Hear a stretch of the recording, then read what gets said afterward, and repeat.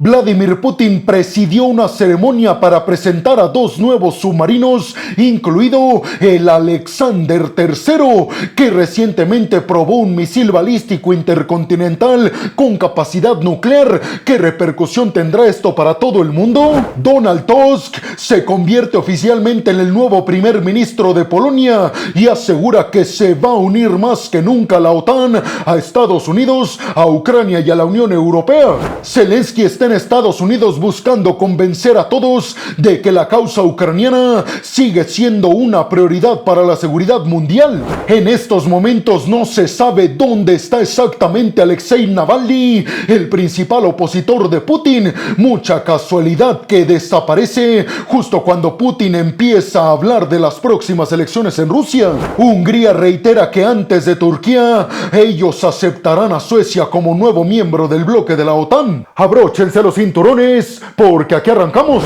Y vámonos rápidamente hasta el Kremlin para hablar de la primera noticia que viene precisamente desde declaraciones que ofreció el presidente ruso Vladimir Putin, y es que Putin presidió una ceremonia de izado de bandera rusa para presentar a dos submarinos nucleares por parte del Kremlin, dos submarinos que aseguró Putin van a entrar en funcionamiento próximamente. Aquí lo peligroso para la seguridad mundial, peregrinos, es que uno de estos dos submarinos nucleares rusos que se van a poner en funcionamiento dentro de las próximas semanas se encuentra el Alexander III, que recientemente llevó a cabo la prueba con éxito de un misil balístico intercontinental capaz de portar varias cabezas nucleares. ¿Pero qué nos dice todo esto? Pues primero que nada, que Vladimir Putin, al estar pensando en volver a reelegirse otros 6 años más como presidente y líder ruso,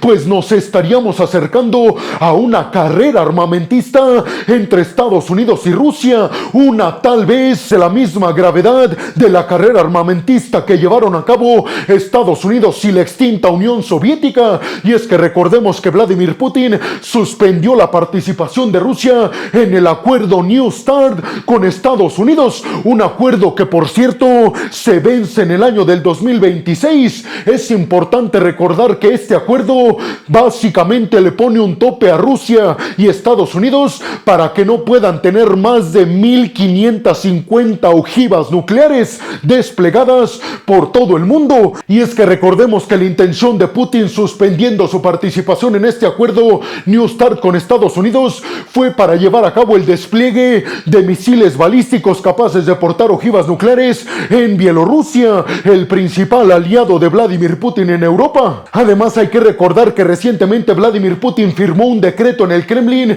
que le permite al gobierno ruso llevar a cabo, si así lo desea, pruebas nucleares. Hay que recordar que desde la extinta Unión Soviética en 1991, Rusia no ha llevado a cabo ninguna prueba nuclear. Vladimir Putin ha dicho que este acuerdo no lo suspendieron para llevar a cabo una prueba nuclear, pero aseguró que si Estados Unidos lleva a cabo una prueba nuclear, entonces Rusia también la va a realizar. Pero ustedes seguramente se estarán preguntando, peregrino, ¿nuevamente estamos ante el peligro de una guerra nuclear? ¿Será que estamos más cerca que nunca de un desastre de esta índole? Pues déjenme les digo, peregrinos, que todos los analistas, o por lo menos los más reconocidos en el ámbito de la geopolítica a nivel mundial, aseguran que Vladimir Putin no se atrevería a presionar el botón nuclear y que únicamente está diciendo que podría utilizar el poder nuclear de Rusia porque ya no tiene cómo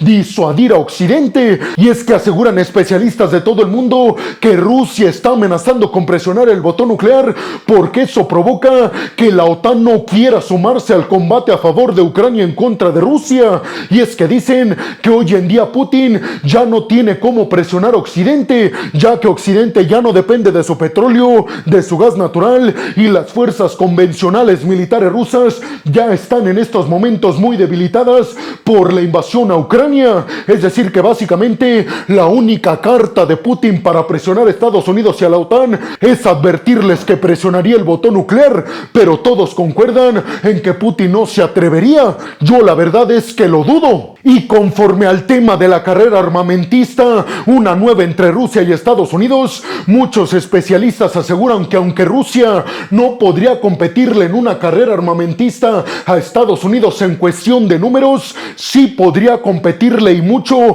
en cuanto a la tecnología, ya que Rusia, aunque no pudiera, por ejemplo, fabricar 1000 misiles balísticos intercontinentales, sí podría fabricar 10 muy capaces tecnológicamente. Es decir, que el fantasma de la Guerra Fría entre la Unión Soviética y Estados Unidos está más presente ahora que nunca, pero en esta ocasión entre Estados Unidos y el otro bloque conformado por Irán, China, Corea del Norte y Rusia. ¿Ustedes qué piensan? ¿Creen realmente que Putin se atrevería a presionar el botón nuclear en contra de Ucrania o en contra de algún país miembro de la OTAN? Y sobre todo, ¿ustedes consideran que Rusia ya no tiene cómo disuadir a la OTAN y a Estados Unidos sin que se hable de presionar el botón nuclear? ¿Creen que Rusia realmente podría competirle de tú a tú a Estados Unidos en una carrera armamentista? Y vámonos rápidamente hasta Polonia, hasta la capital Varsovia, para hablar de que Donald Tusk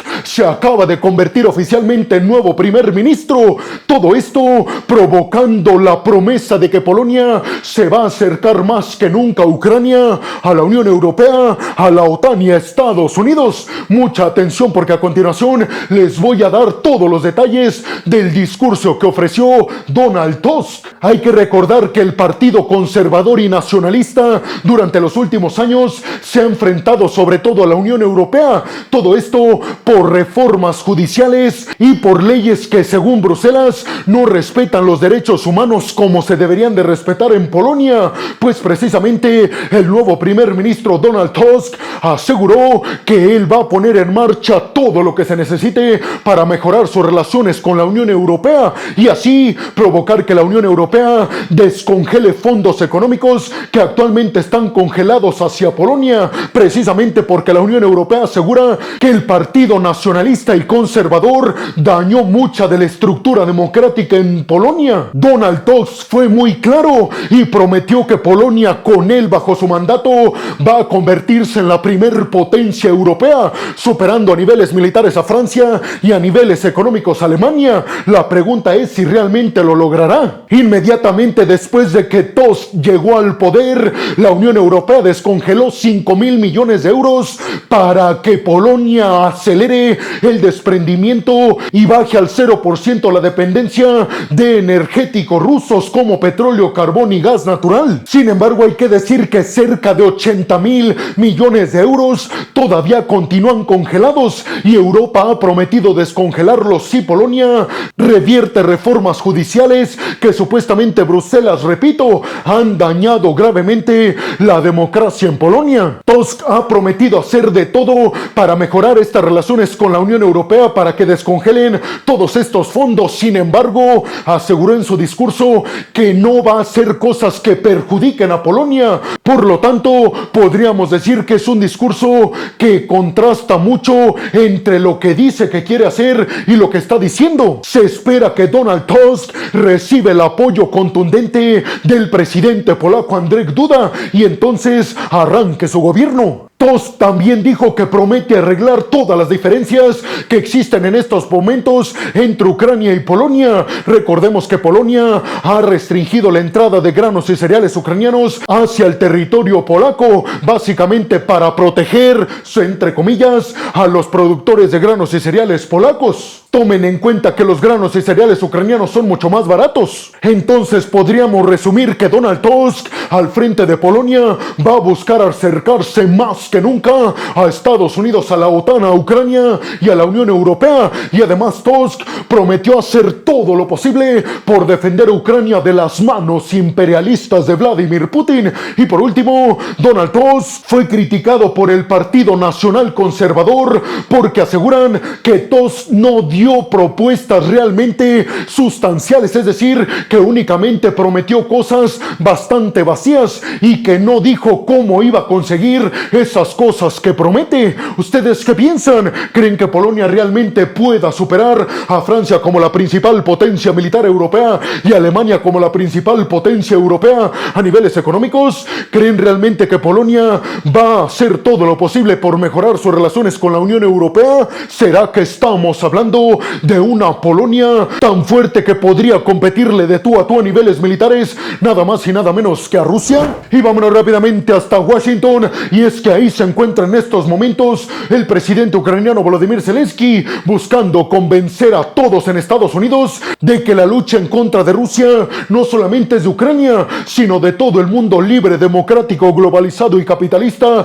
que lidera Estados Unidos. Zelensky tiene el principal objetivo de convencer a todos en el Congreso estadounidense de darle a Ucrania los más de 61,000 millones de dólares para ayuda humanitaria, económica y sobre todo militar. Zelensky fue aplaudido por todos en el Senado de los Estados Unidos cuando llegó para reuniones a puerta cerrada con los senadores republicanos y demócratas. Recuerden ustedes que hoy más que nunca Zelensky necesita apoyo financiero estadounidense para hacerle frente al déficit presupuestario que va a tener el próximo año Ucrania. Zelensky también se reunió en privado con Mike Johnson, el presidente de la Cámara de los Representantes de Estados Unidos, que lideran los republicanos y que son los principales que se oponen a enviar los más de 61,000 millones de dólares a Ucrania. Hasta el momento, desde que arrancó la invasión de Rusia a Ucrania el año pasado, Estados Unidos le ha entregado a Ucrania 110,000 millones de dólares. Los republicanos argumentan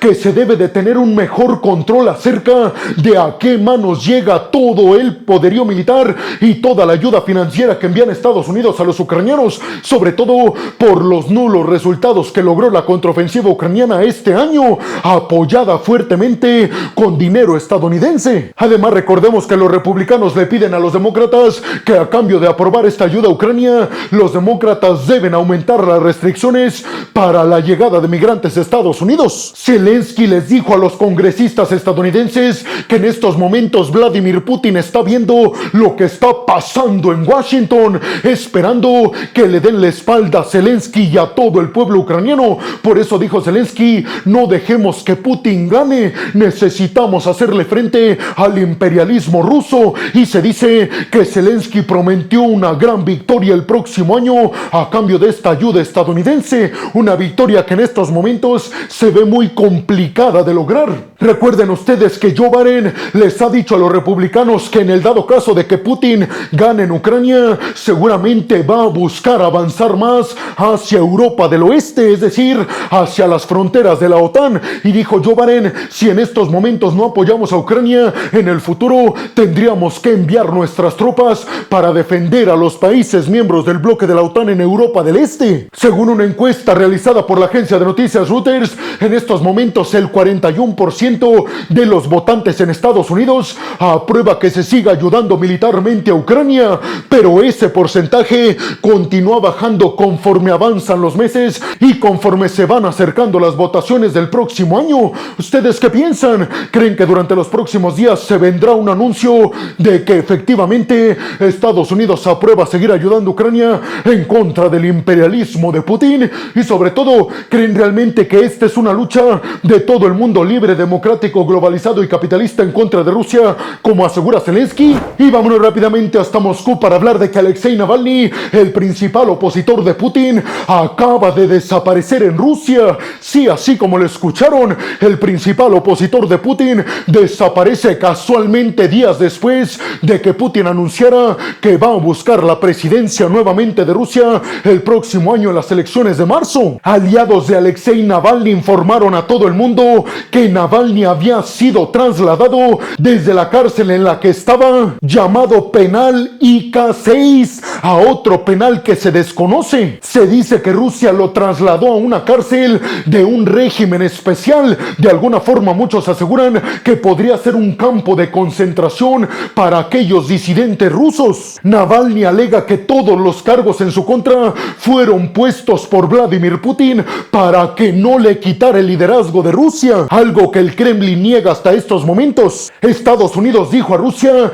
que quería saber en dónde estaba Alexei Navalny y Rusia contestó que Estados Unidos debería de ocuparse de sus propios asuntos. Medios de comunicación internacionales internacionales dicen que algo que podría ser posible es que debido a que todos los prisioneros rusos se trasladan en ferrocarril, pues tardarían muchas horas o inclusive días en trasladarlo desde Moscú hacia una región del Oriente Lejano en Rusia. Pero los abogados de Navalny aseguran que nadie de sus familiares y tampoco ellos, los abogados, han recibido información al respecto, que cuando fueron a preguntar por Navalny al penal en donde estaba cerca de Moscú, le dijeron que simplemente no estaba ahí y que no sabían en dónde estaba. El Kremlin dijo que no daba detalles sobre los criminales rusos que atentaban en contra de su propio país, de alguna forma refiriéndose a Navalny por su crítica al gobierno de Putin. ¿Ustedes qué piensan? ¿Será que Putin se deshizo de otro de sus contrincantes? Y vámonos rápidamente hasta Suecia para hablar de que el ministro de Asuntos Exteriores sueco se comunicó con el ministro de Asuntos Exteriores de Hungría, y se dice que en esta conversación el ministro húngaro le comunicó a Suecia que Hungría no será el último país en aceptar la entrada de Suecia al bloque de la OTAN, es decir, que Hungría va a aceptar la entrada de Suecia a la OTAN antes de que Turquía lo apruebe. Y Turquía recientemente dijo que en cuestión de semanas iba a aceptar la entrada de Suecia al bloque de la OTAN. Por lo tanto, estaríamos hablando de que es prácticamente un hecho la entrada de Suecia al bloque de la OTAN. ¿Cuál es el problema o cuál es lo que plantea dudas, peregrinos? Pues simple y sencillamente que Erdogan, el presidente turco, ha dicho que si Estados Unidos no le vende aviones F-16 que quiere Turquía, entonces Turquía no va a aceptar la entrada de Suecia al bloque de la OTAN. Ante esto, Suecia ha dicho que no tiene información de las negociaciones que se estarían llevando por separado entre Turquía y Estados Unidos por los F-16. Recuerden ustedes que tanto Suecia como Finlandia el año pasado, después de la invasión de Rusia a Ucrania, dieron un giro de 180 grados en su política exterior y abandonaron años de neutralidad, sumándose al bloque de la OTAN. Muchos dicen que ese fue el peor error de Vladimir Putin, invadir Ucrania, porque nunca contó que dos países prósperos, ricos y además poderosos como Suecia y Finlandia abandonaran su neutralidad entre Rusia y la OTAN y se sumaran a las filas del bloque militar occidental. ¿Ustedes qué piensan? ¿En cuánto tiempo creen que Suecia se va a sumar oficialmente al bloque de la OTAN? ¿Será que antes de que termine este año Suecia se convertirá en el miembro número 32 del bloque de la OTAN? Y bueno, hemos llegado al final del video del día de hoy. Les quiero agradecer muchísimo todo el apoyo que me dan. Sin ustedes yo no podría dedicarme a lo que más me apasiona en el mundo. Así que muchas, pero muchas gracias, peregrinos. Sin más por el momento, nos vemos en el siguiente video de Geopolítica. Hasta la próxima.